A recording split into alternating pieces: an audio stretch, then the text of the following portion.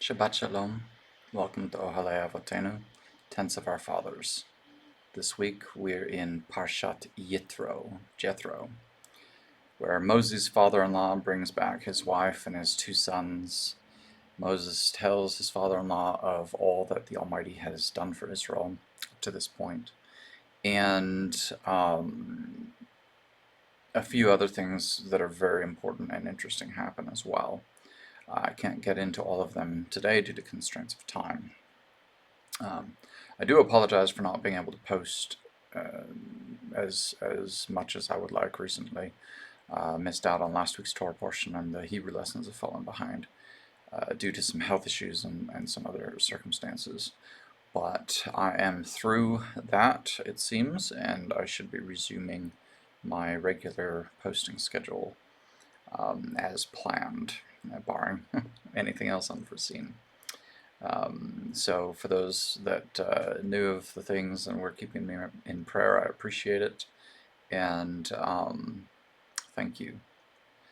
So remember, this is commentary, right? This is my opinion, this is my perspective, and it is talking about His Word. Read His Word for yourself. Before I start each and every one of these videos, I pray, I ask the Almighty to safeguard me, to be with me, lest I transgress in word or in deed when I am commenting, but it is still commentary. So that's that.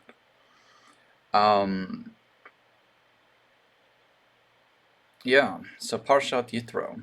We have Moses, we have Jethro, we have the Ten Commandments, we have the establishment of the rulers of tens, fifties, hundreds, and thousands in the camp. And this is very important for a variety of reasons. Obviously, Moses' father-in-law saw that Moses was standing alone in front of all the people, making known the Torah of the Most High, and they were bringing matters to him, and he was standing before them all day, and making rulings and expounding on the Torah. And Yitro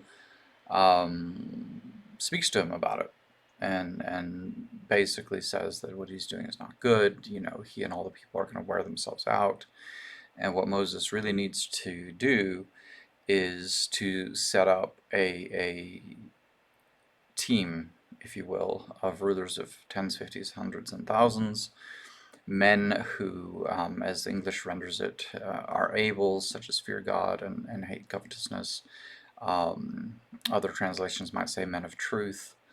And what's really interesting about this, and we can get into the qualifiers and the qualifications and all the wisdom that Jethro puts forward, you know, and juxtapose it against founder syndrome and those kinds of things. And those conversations are well and good. But today I'd like to focus on a very simple thing. Jethro says that the easy matters should be brought to these lesser judges, these local rulers, if you will, and that every hard matter should be brought to Moses. And this is important because and we shouldn't even really need to have this conversation, but apparently these days we do. It implies there's a difference between what is easy to figure out and what is hard to figure out, right? What's an easy matter and what's a difficult matter. So not everything, you know, if there is a difference between easy matters and hard matters, not everything should be impossible to figure out, and not everything should be easy to figure out. That's just life. Some things are easy, some things are not easy. But it seems in today's day and age, especially in the West, we have people who think that everything can be painted with one broad brushstroke. You know, all law enforcement's bad, right? Or that you can't figure anything out. Like, what is a woman? What is this nebulous thing? What is that creature? And so you either make everything reducible to a simple slogan, or or completely nebulous, amorphous, and impossible to grasp.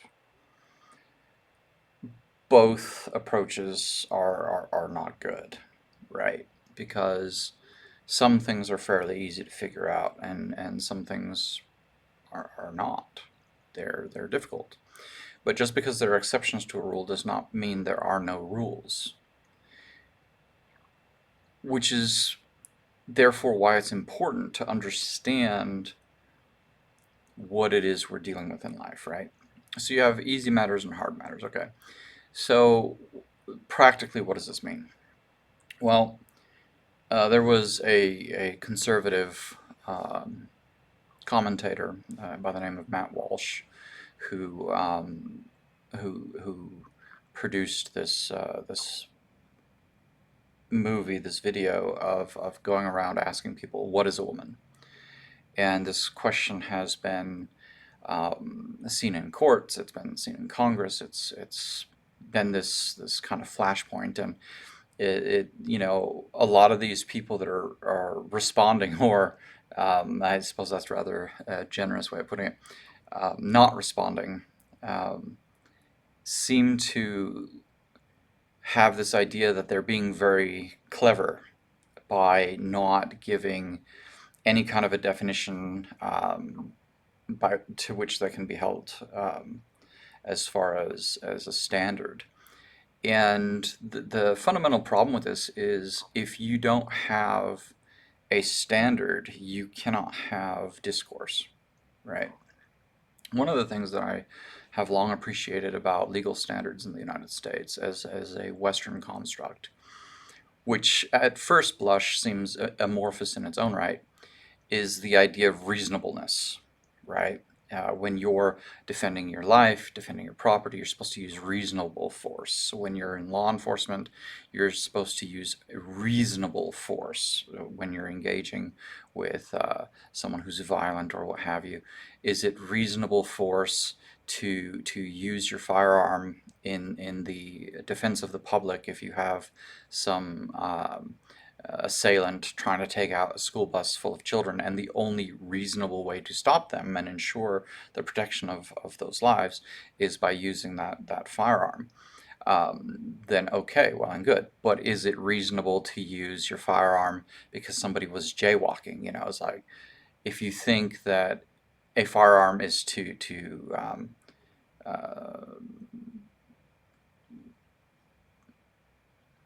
stop any bad guy from doing anything that's against the law, that's not reasonable, right? So the reasonable standard.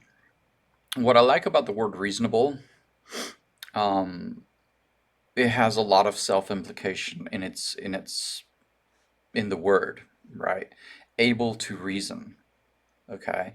So when you're sitting there and you can't even figure out what a woman is, you can't figure out what murder is. You can't figure out whether or not it's reasonable to shoot someone for jaywalking versus because they're a terrorist who tried to, oh, I don't know, invade a sovereign country and take a bunch of people, captive and so on and so forth.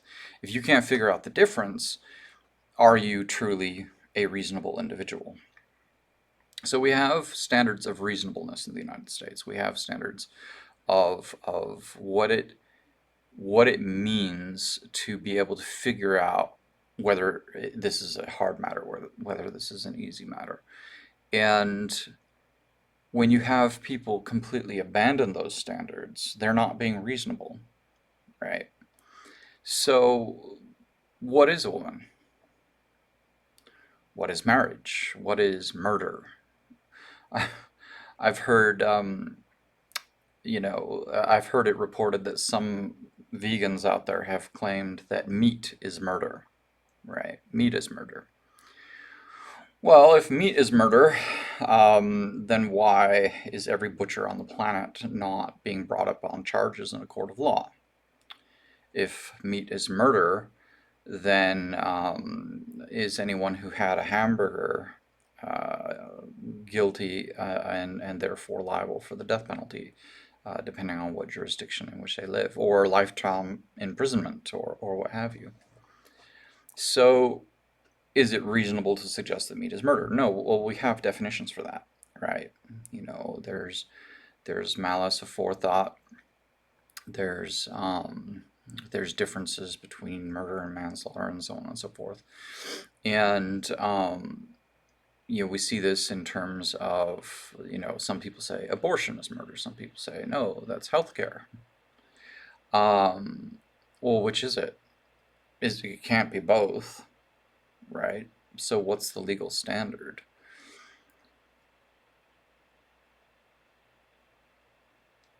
Let's take marriage. What is marriage? If you're, say, a biblically minded person, do you see marriage as something that God instituted in the Garden of Eden? Many Christians will say, marriage is between one man and one woman. Um, but then the United States legalizes gay marriage, homosexual marriage. So, is that marriage between one man and one woman, or is marriage also between a man and a woman and a woman? Um, well, what about monogamy versus bigamy versus polygamy, and what do those things mean?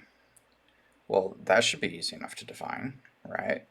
Um, and I once heard a joke actually. Um, Whatever your stance, this let's see, how did it go? Any man who wants to marry a woman, that's a mystery. But any man who wants to marry two, that's a bigger mystery. Well, fair enough. So, what is monogamy? What is bigamy? I once heard a case of conjoined twins, right? So you have these conjoined twins. It's two sisters, two torsos, heads, sharing a body, two different names, right? They both have their own voice, their own opinion, their own personality, their own whatever, but they share a body. Is that one woman? Is that two women? And are they allowed to get married? If they get married, is that monogamy? Is that bigamy? If we're going to say monogamy is the law of the land, does that mean each sister has to make vows to separate men that they individually get to sleep with, even though they share um, a body? Are we going to say that, well, no, um, in fact, we can allow one man, to marry these two sisters that share one physical body? Or are we going to be absolutely unreasonable and say that because there are cases like these which are exceptional, it is impossible to know what is monogamy, what is bigamy, what even is a woman, what it means to be one flesh? Is it reasonable to say that because this is a unusual circumstance that might be a little harder to figure out in terms of our standard classifications of things, our standard definitions, that there can be no such thing as standard classifications and standard definitions and standard understandings? It's not reasonable, right? It's not reasonable on the one hand to say that because you have a unique circumstance, that nobody knows what monogamy is, nobody knows what bigamy is, nobody knows what is a woman. It's not reasonable. We can readily admit that, okay, this is an unusual circumstance. It doesn't fit cleanly into the classifications that we have predefined. Fair enough. But that's the difference between an easy case and a hard case. If you have a Protestant Christian male adult human that is not otherwise married, and he marries an adult female human Protestant, one could say with a reasonable degree of accuracy that that is a Protestant Christian monogamous marriage, right? What's a woman? As far as I understand it, an adult human female, right? What is a man? As far as I understand it, an adult human male. Are we talking mere chromosomes? Are we talking about the physical parts which denote human biological sex? Are we talking about being able to genetically test and do those kinds of things? Well, again, I think when you're talking about what is most reasonable, the general rule is that most people are born presenting as biologically male or biologically female. And when they grow to adult maturity, they become either a man or a woman. As the general rule, that's not that difficult, right? And that has been the case of human history forever. Before genetic testing, before chromosomes, before all of those other things. And when you had an exception for whatever reason, be it conjoined twins or some sort of a chimera situation or whatever, okay, that's a more difficult case, but it doesn't mean there are no simple cases. That doesn't mean there is no basic standard and rule, right? So why is this important? Well, let's go back to the meat is murder idea. All right. So let's look at it from the other angle. Let's say my neighbor self-identifies as a goat, and maybe a free-range goat in the wild, right? Let's say I happen to have a hunting license that year, and I hunt my neighbor, and then I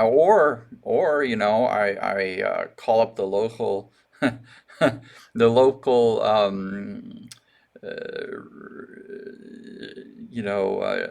shochet, the Jewish ritual slaughterer, right?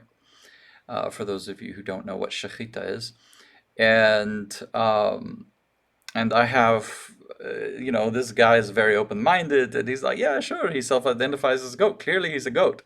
So we go ahead and process my neighbor, and not only is this not murder because he self-identified as a goat, and who can know what a human is? Who can know what a goat is? But the meat is also kosher, right? And no, I mean, obviously not. That's just madness. And when you do not have a way to actually define your terms in a reasonable way, and you cannot distinguish between what is easy and what is hard, you create a cosmic grab bag of possibility that denies any standards. And when you do that, there is no way to mediate between the rights of different groups of people. And this is a problem. What is murder?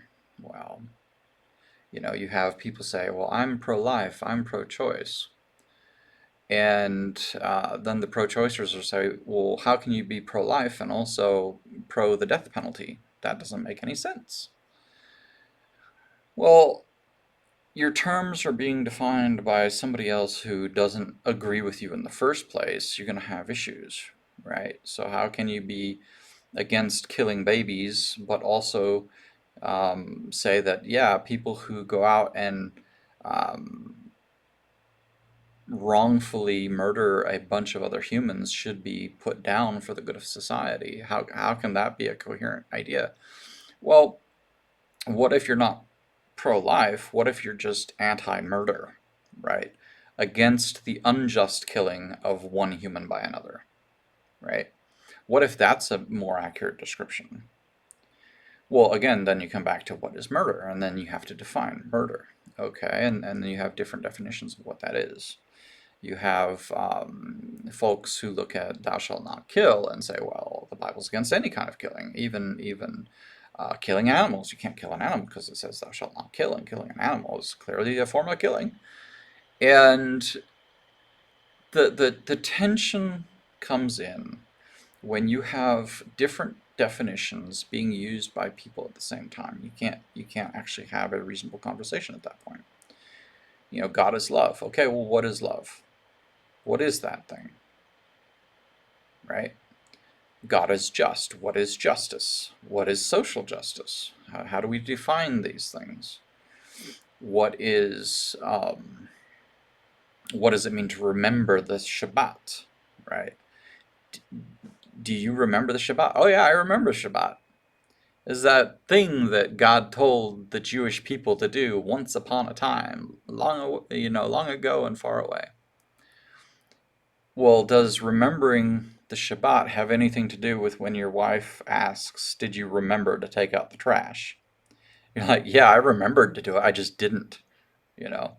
Well, that's not good. That's not useful. That's not what she means, right? When she's asking you, "Did you remember to take out the trash?"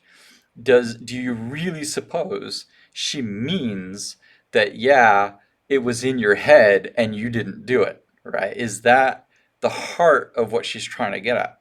Obviously not, right? Did you remember to take out the trash? She is asking you if you did it, right?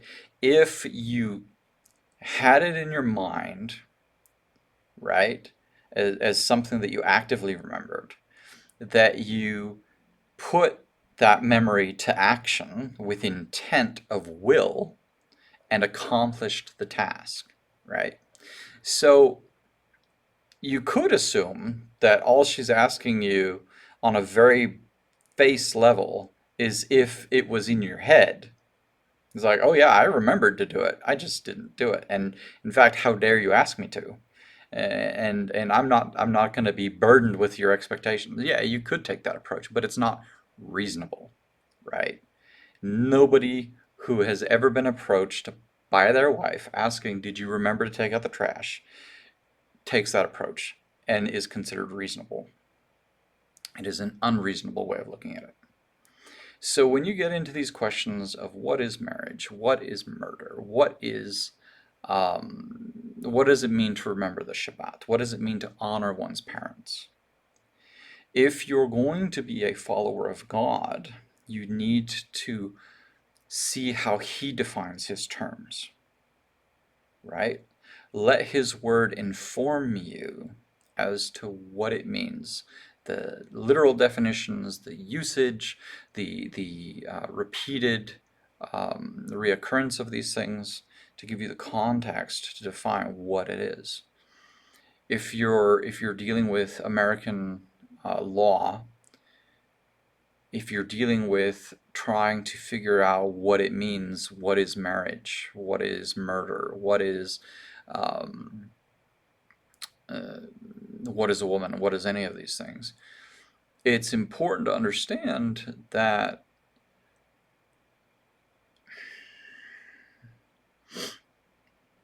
you will have necessary tension between people that are using different law books, different dictionaries. That's going to happen. Okay, just to illustrate this point, what is marriage? What is adultery? So you're trying to figure these things out. You're trying to talk about traditional marriage in this country. And you're trying to define those things, and you're hearkening back to this idea of some sort of united traditional past. And you're like, okay, let's get back to traditional marriage. Okay, well, what tradition are you talking about, right? There are old dictionaries in this country, in the United States, and old laws which define adultery and those kinds of things differently than we do even today. There are laws and dictionaries from the 1800s, for example, which define adultery more closely to what the actual biblical literalist approach is, whether you agree with it or not.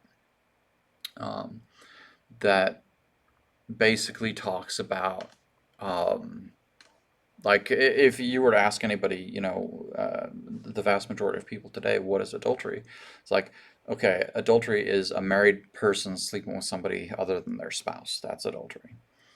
Some of the older dictionaries in this country said that adultery was specifically the crime of a married woman sleeping with somebody other than her husband, right? Or the man that slept with the woman who is married to somebody else, but not if the man is married and sleeping with another woman. Now, you might say, well, that's clearly wrong. Well, whether it is or whether it isn't, if you have one person saying that it's either party, and another person saying, well, it's actually if it's the woman who's married and she's sleeping with somebody else, that's adultery. And this goes before a court of law, and you're dealing with two different law books, and you're dealing with two different dictionary definitions. Who's right? How do you mediate that? Right? How do you do those things? So one of the difficulties we're seeing in our society today is people who do not have a common lexicon. They do not have a common definition of terms, and they compound this issue by making everything reducible to a broad sweeping thing, right? Or making everything so complex that nothing can be figured out. And the reality is neither approach is reasonable. You have basic standard rules, and then you have exceptions to these rules, right? You have unusual circumstances that do not neatly fit into the basic categories. That's life. That's normal. But that doesn't mean you have to wind up in either extreme, or that it is reasonable to hop, skip, and jump between the extremes when convenient. So, if you're trying to study God's Word, or you're trying to understand what it means, you're trying to understand what He has to say, find out what His definitions of love are. Find out what His definitions of marriage are. Find out what His definitions of murder are. Find out what He is saying about these things. Is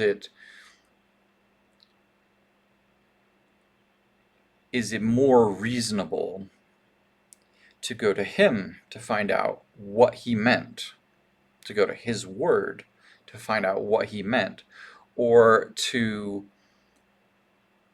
anachronistically apply later definitions back onto His Word, right? So if one day we all decide that the vegans are right, and we say, yeah, well, meat, eating meat is murder.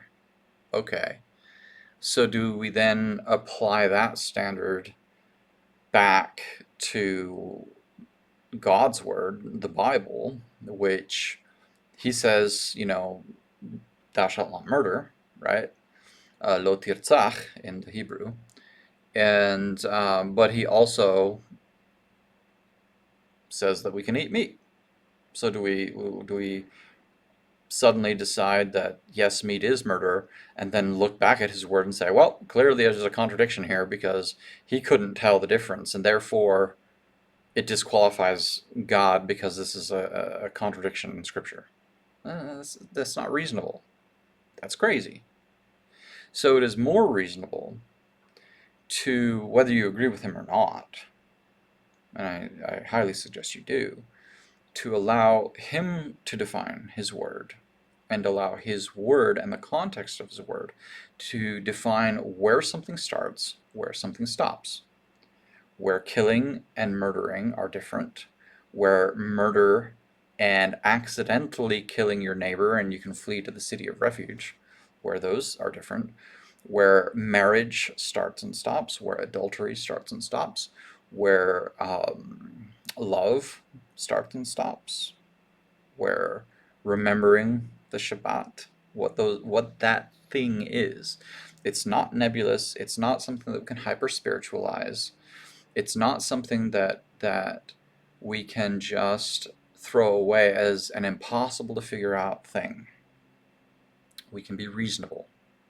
We can approach this text with a reasonable mind and allow him to teach us and allow him to define his word through his word. We don't have to just chalk it all up as impossible to figure out. And we can still be mature enough to say, hey, you know what? This case is complicated. I might not have an answer for it. That doesn't mean I don't have the basic answers I'm going through my life. And it doesn't mean that there is no answer, even if I'm not the one that can personally figure it out. That's okay. If you don't know how to say that, if you're sitting there and you consider this case of these conjoined twins, and you're saying, well, I don't know whether or not this person can be prohibited from getting married in the United States law. If you're talking about the law of the land, right, monogamy only in this country, does that mean these conjoined sisters cannot get married? How do you define that? Does that mean they have to marry one man, but he's going to be a bigamist because they both marry him? Does that mean that's okay? Right? And if you're sitting there and you're saying, I don't know, okay. Okay. If you're trying to look at that case and, you know, try to get it to fit easily into American law, and you're saying, I'm not sure how to do that, that's fine. That's reasonable. You can look at that and say, you know what? I'm not sure how it fits into the categories of law we have here in the United States. Cool. Cool. But to then say that, therefore, we can't have any marriage laws. Therefore, it's not possible to know what a woman is or what marriage is or what monogamy is or what bigamy is or whatever. That's not reasonable, right? That's not even reasonable. So, what is a woman? What is murder? What is these things? If you are sitting there and you're following God, let him define it. If you're having these discussions um, with your fellow countrymen or the world at large, understand that you may not have the same definition of terms as your conversation partners, and that can create some difficulty.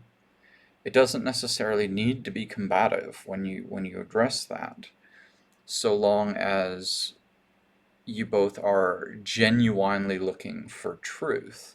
Not everybody is. Some people really are looking for a gotcha moment. And that can be really difficult if they're not genuinely interested in forming a cohesive society. So, anyway, Jethro, the rulers of tens, fifties, hundreds, and thousands. Easy matters, difficult matters, they are different, right? It is reasonable to solve something easier on a local level, on a more generalized level, and it is reasonable to understand that there are some cases that are too hard or not easily classifiable on a local level that have to be given more attention on a higher level. That's how a society has to function, because that's reality. And if we're going to be mature followers of God, then we need to be able to maturely deal with both truths. Shabbat Shalom.